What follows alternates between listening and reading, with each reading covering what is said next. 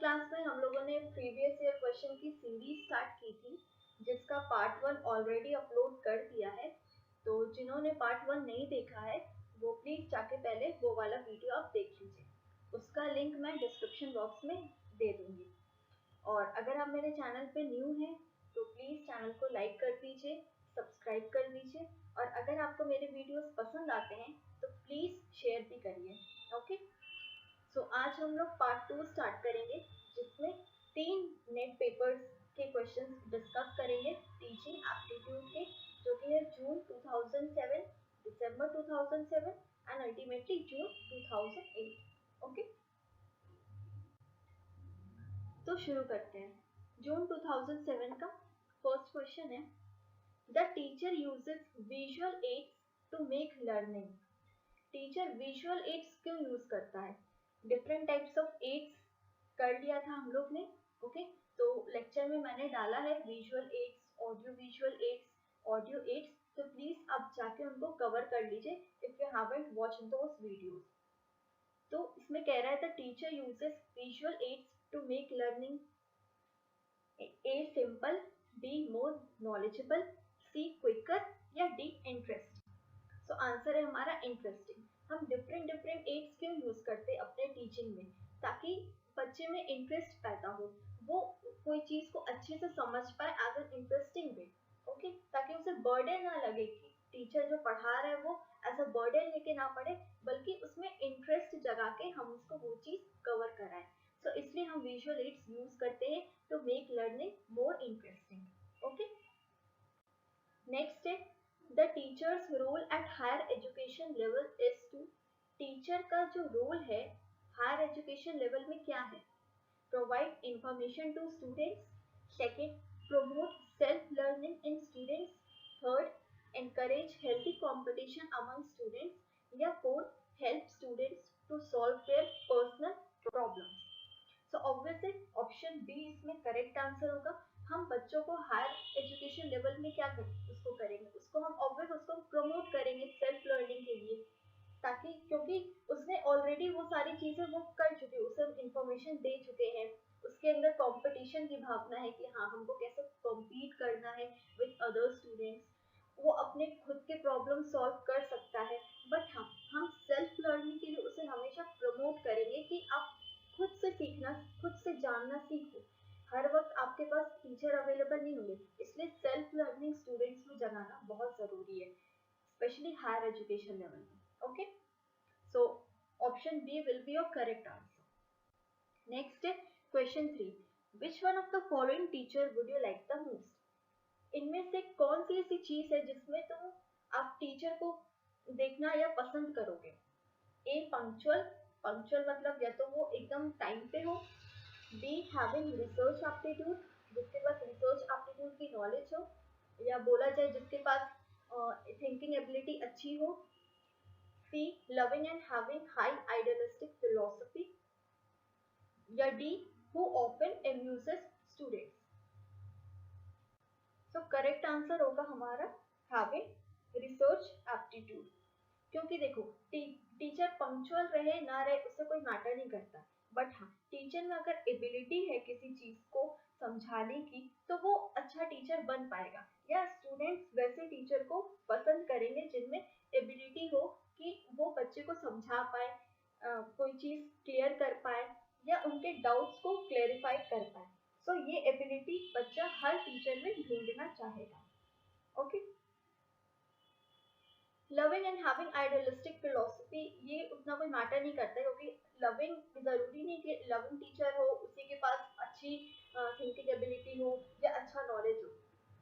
बहुत सारे टीचर्स ऐसे होते हैं जो स्ट्रिक्ट होते हैं बट स्टिल उनके पास नॉलेज बहुत ज्यादा होता है, इसलिए बच्चे वैसे लोग के पास, वैसे टीचर के पास जाना पसंद करते हैं जिनके पास नॉलेज हो। ओके, और वो ऑफन अम्यूजेस स्टूडेंट का मतलब है कि हमेशा बच्चों को हंसाना। तो आप कभी कभी तो आप चलो बच्चे को हंसा दो, जोक सुना दो, या बच्चे का मन बहला लो, बट हर वक्त ये चीज नहीं अच्छी लगेगी। ओके, सो इसलिए ऑप्शन डी तो इंटायरली इररिलेवेंट है, तो इसलिए हमारा ऑप्शन बी होगा इसका करेक्ट आंसर। ओके, नेक्स्ट है micro teaching is most effective for the student teaching. Teaching सबसे ज्यादा इफेक्टिव कब होती है? ऑप्शन है during the practice teaching, after the practice teaching, before the practice teaching या none of the above. So micro teaching में क्या होता है ना, माइक्रो टीचिंग में जो टीचर होता है ना एक तरह से ट्रेनिंग डेवलप करता है, ठीक है, डेवलपमेंट टेक्निक्स बताता है स्टूडेंट्स को कि कैसे वो अपना खुद का डेवलपमेंट करे। या तो वो रिकॉर्डिंग के थ्रू बता सकता है, या रिकॉर्डिंग लेके आ सकता है, रिकॉर्डिंग के थ्रू दिखा के बता सकता है, या वो खुद वहाँ पे डेमो दे सकता है। ओके, तो माइक्रो टीचिंग कब ज्यादा इफेक्टिव होगी? Obviously after the practice teaching में तो नहीं होगी, ना ही बिफोर में होगी। कब होगी? During the practice teaching. जब हम बच्चे को पढ़ा रहे हैं, हम उस टाइम उसको वो करके बताएं या उस टाइम हम उसको ट्रेनिंग दें तो ज्यादा इफेक्टिव होगी। Okay, so during the practice teaching, that is option A will be your correct answer.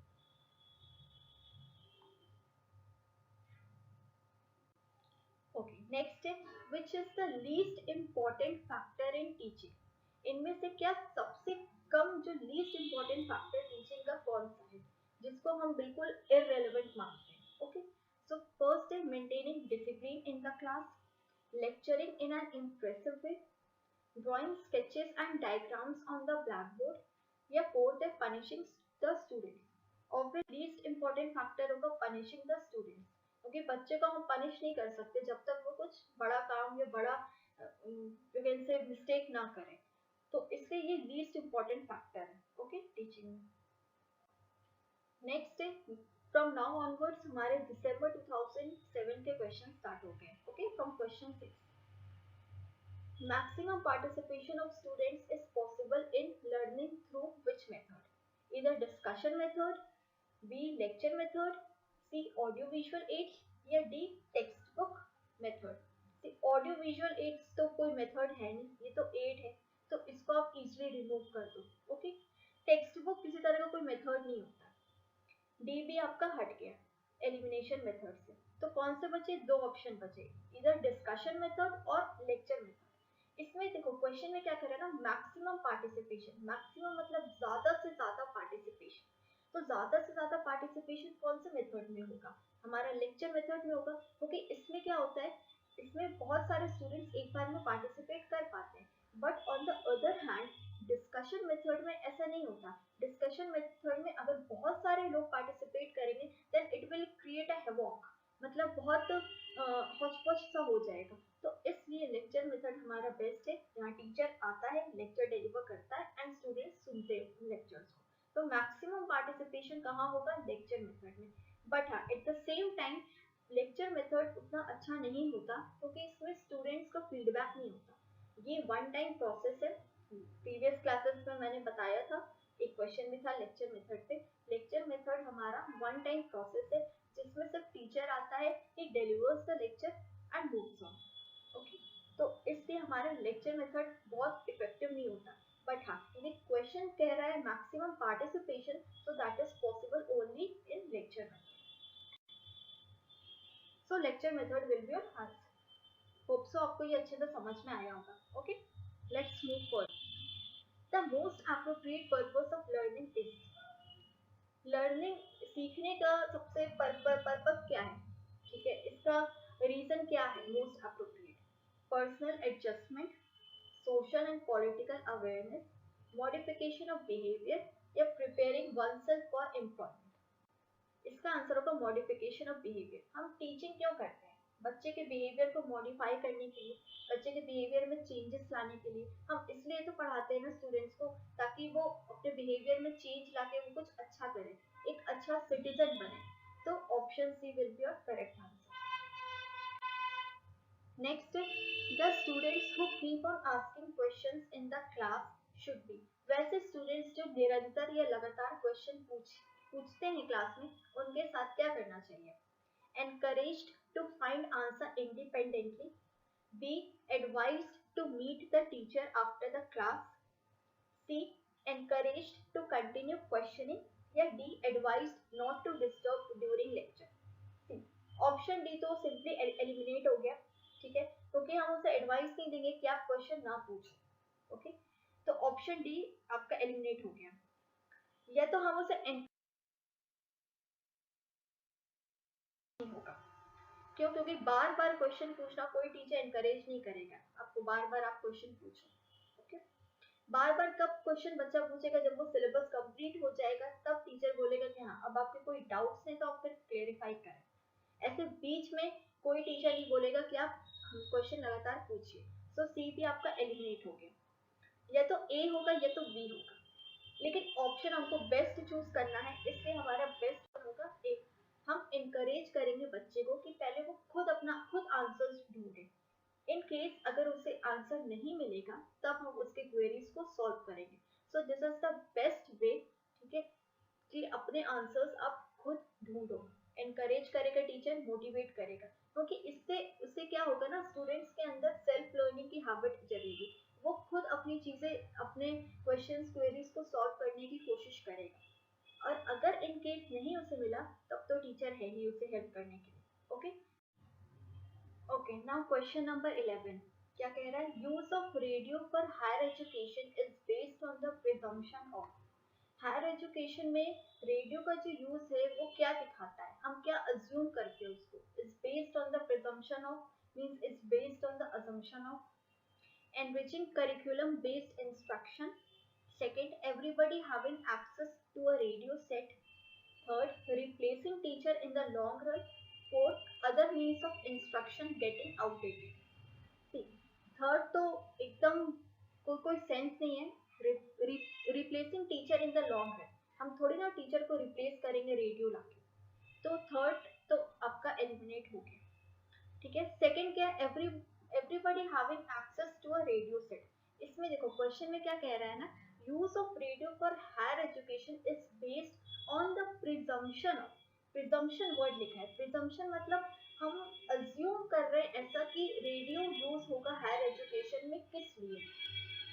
तो इसलिए होगा क्योंकि लोग को यही लगेगा कि रेडियो सेट तो बहुत चीप है तो वो सब कोई उसको एक्सेस कर पाएगा। हम अज्यूम कर रहे हैं ऐसा, मेरा असम्पशन ऐसा है।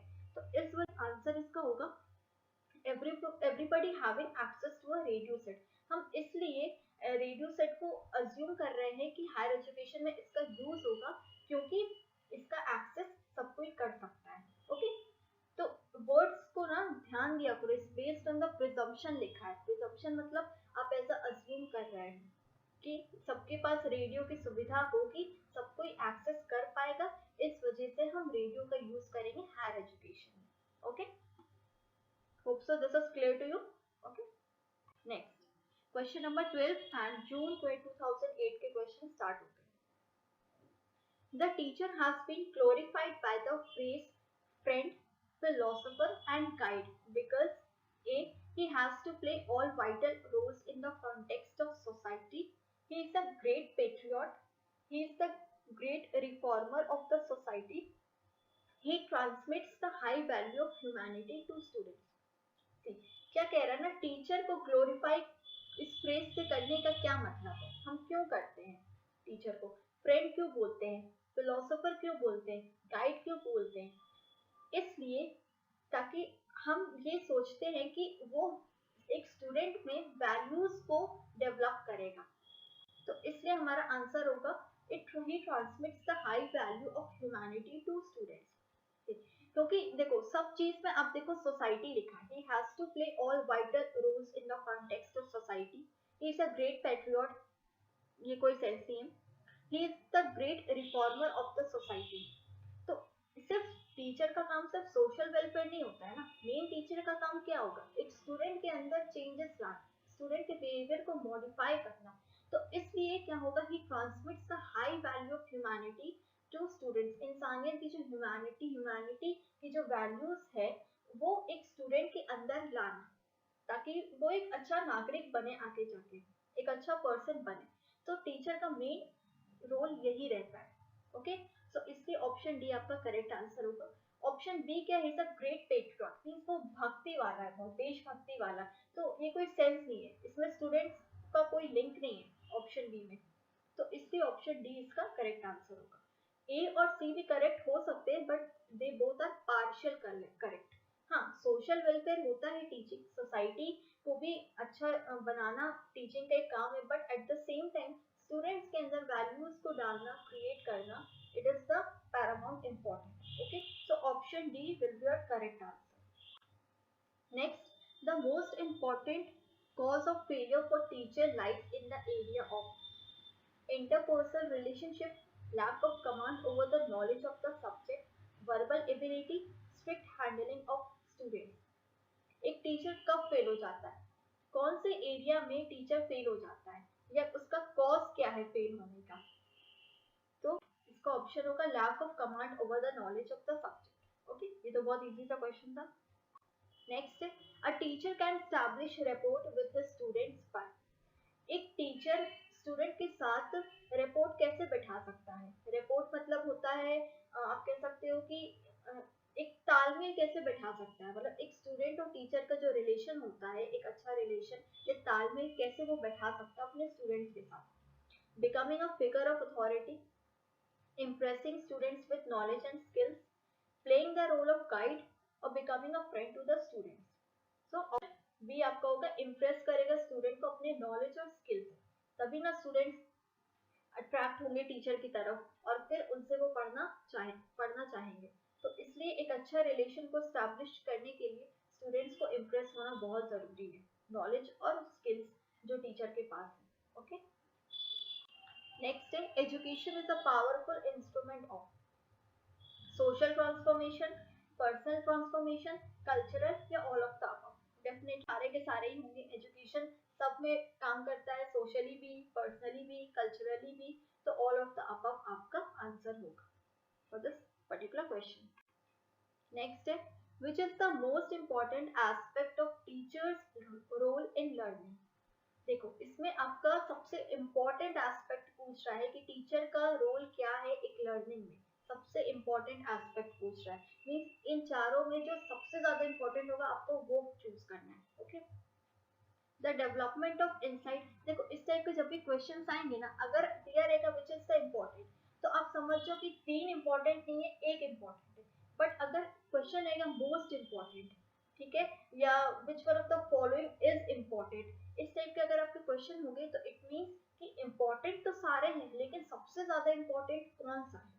ओके, मोस्ट इम्पोर्टेंट दिया है तो आपका दिमाग थोड़ा जाएगा कि हाँ मोस्ट दिया है, मतलब बाकी 3 तो है ही इम्पोर्टेंट, 3-4 में से एक ऐसा होगा जो बहुत ज्यादा इम्पोर्टेंट होगा और हमको वही फाइंड आउट करना है. We have to identify that statement which is the most important. Okay, so पढ़ते हैं. The development of insight into what constitutes an adequate performance. The development of insight into what constitutes the pitfalls and dangers to be avoided. The provision of encouragement and moral support. The provision of continuous diagnostic and remedial help. देखिए, ये चारों option पढ़ के तो आपको इतना समझ में आ गया कि चारों ही इंपॉर्टेंट है, ठीक है. बट सबसे ज्यादा इंपॉर्टेंट कौन सा है? कह रहा है first statement, the development of insight into what constitutes N adequate performance.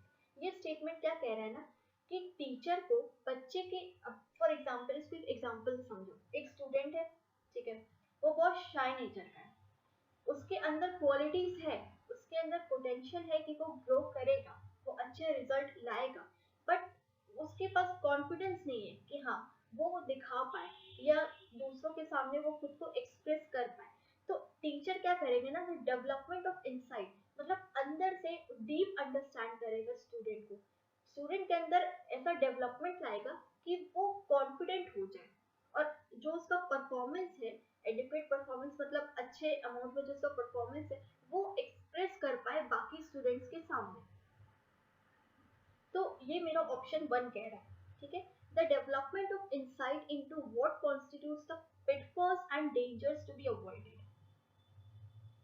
Second statement मेरा कह रहा है कि जो डेंजर है, जो नुकसान है या जो खतरा है, उससे बचने के लिए टीचर आपको डेवलप करेगा, मतलब आपके अंदर डेवलपमेंट लाएगा कि आप खतरों से और नुकसान से आप बच सको, ठीक है, आप उनको अवॉइड कर सको. ये है आपका सेकेंड स्टेटमेंट. थर्ड है the provision of encouragement and moral support. Means encourage करेगा टीचर, अप्रिशिएट करेगा आगे बढ़ने के लिए और मॉरली भी सपोर्ट करेगा. फोर्थ है the provision of continuous diagnostic and remedial help. Diagnostic means हर थोड़े थोड़े दिन पे वो डायग्नोज करेगा कि आपको कोई प्रॉब्लम तो नहीं है, आपको समझ में आ रहा है, या आपका इवैल्यूएशन करेगा, आप कह सकते हो। और फिर उसी के अकॉर्डिंग अगर इन केस आप में कुछ कमी है तो फिर वो रेमेडीज बताएगा, आपको हेल्प करेगा। सो आप खुद ही सोचो इसमें से बेस्ट क्या होगा। तो इसका आंसर होगा हमारा option number A, that is the development of insight into what constitutes N adequate performance. बच्चे के परफॉर्मेंस को निखार लाना, बच्चे के परफॉर्मेंस में उसको एनालाइज करना, ताकि बच्चा आगे जाके कॉन्फिडेंट होके अपने काम करे। तो सबसे बड़ा रोल टीचर का यही होता है लर्निंग प्रोसेस में। ओके, होप सो ये क्वेश्चन आपको समझ में आया होगा, और अगर नहीं समझ में आया है ना तो प्लीज़ आप कमेंट कर दीजिएगा, मैं इसको एक बार फिर से एक्सप्लेन कर दूँगी।